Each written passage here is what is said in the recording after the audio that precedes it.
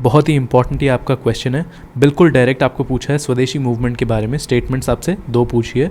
अब ऐसे direct questions आपको यूजुअली यूपीएससी नहीं देता, तो अब जब दिया है तो ये एक तरीके से बोनस क्वेश्चन है, क्योंकि ये हर कोई सही करने वाला है, तो आप अफोर्ड नहीं कर सकते ऐसे क्वेश्चंस को गलत करना।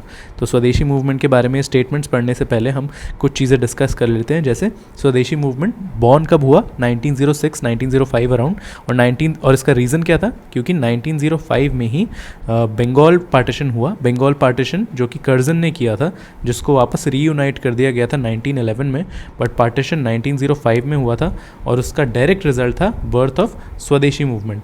और स्वदेशी मूवमेंट के साथ हम एक और चीज़ पढ़ते हैं जो कि है कांग्रेस में split, now split between extremists and moderates. तो ये एक्सट्रीमिस्ट एंड मॉडरेट्स का भी हम स्प्लिट पढ़ते हैं, तो इसके साथ हम वो कांग्रेस सेशंस पढ़ते हैं, जैसे 1905, 1906 और 1907 के, जहाँ पे गोपाल कृष्ण गोखले, दादाभाई नौरोजी और रासबिहारी घोष ये सब प्रेसिडेंट्स रहे थे।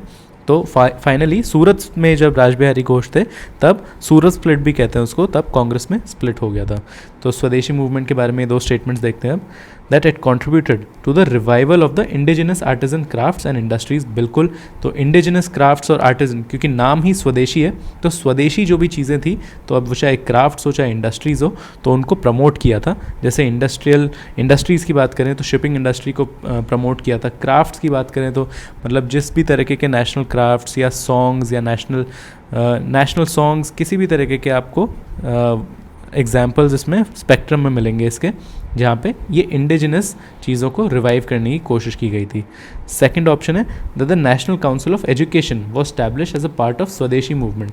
ये भी बिल्कुल सही है, NCE या नेशनल काउंसिल ऑफ एजुकेशन, इसकी डेट भी दी हुई है एस्टैब्लिशमेंट की आपको स्पेक्ट्रम में, तो ये बिल्कुल सही है कि नेशनल काउंसिल ऑफ एजुकेशन भी स्वदेशी मूवमेंट का ही पार्ट था। इसके अलावा भी जैसे बंगाल इंस्टीट्यूट ऑफ टेक्नोलॉजी और बंगाल नेशनल कॉलेज, ये 2 और चीज़ें थी जो कि एजुकेशन के लिए स्वदेशी मूवमेंट में किया था, क्योंकि स्वदेशी मूवमेंट का मेन एम था ही ये कि ब्रिटिशर्स पे किसी भी चीज़ के लिए हमें डिपेंडेंट नहीं रहना है, और हमें स्वदेशी या इंडिजिनस या ऑन आर ओन कुछ भी चीज़ें जो है वो करनी है।